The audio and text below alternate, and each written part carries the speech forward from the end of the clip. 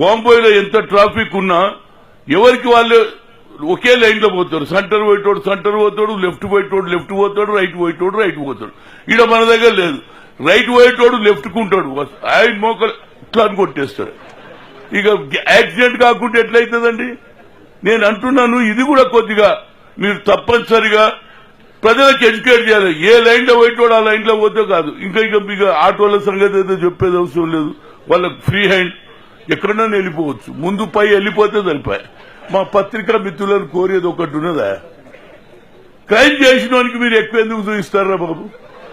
అరే వాడు జైల్లోకి వెళ్ళేటప్పుడు, పోయేటప్పుడు, మళ్ళీ దిగేటప్పుడు, అరే ఇది ఎక్కడ పంచాయతీ అయితే ఏమైతుంది? కొత్త తరం వారు ఇది కూడా ఒక అడ్వాంటేజ్ అంటుండ్రు. అడ్వెంచర్ ఇస్ అరే I can also do something for the popularity.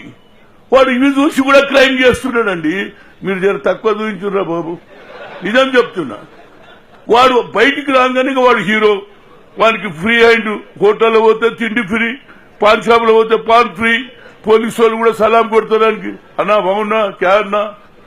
ఇక ఇది మీరు వెంచకూడదు. అయితే పోలీసు వ్యవస్థ అంతా బాగానే ఉన్నది, కానీ బయట పోలీసు వాళ్ళు ఏ విధంగా వ్యవహారం చేస్తారో, once if anybody has gone inside, ఏం మాట్లాడతారా బాబు భాష. నేను మొన్ననే చూసిన వరంగల్ లోపలికి పోయినాక నోటికొచ్చి తిట్టేది జర బంద్ చేయమను.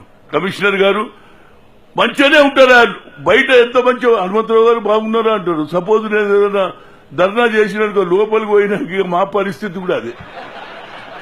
ఏం భాష. మా ఇంట్లో కూడా మా నాయన కూడా తింటాడు, అట్లా తిడతారు. అప్పుడు ఇది కూడా కొద్దిగా కేసీఆర్ గారు మైండ్ లో పెట్టుకోండి. మీరు ఫ్రెండ్లీ అంటున్నారు, బయట ఫ్రెండ్లీ, లోపలికి పోయినాక నో ఫ్రెండ్లీ. ఇన్సైడ్ పోతే ఇక వాళ్ళ భాష వాళ్ళ తీరు చూస్తే మహాప్రభు ఊకేనా ఎందుకు వస్తారా అనిపిస్తుంది.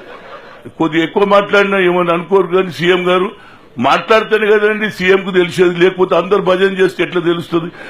ఏదైనా నాకు ఈ అవకాశం ఇచ్చినందుకు మీ అందరికీ నా హృదయపూర్వక ధన్యవాదాలు.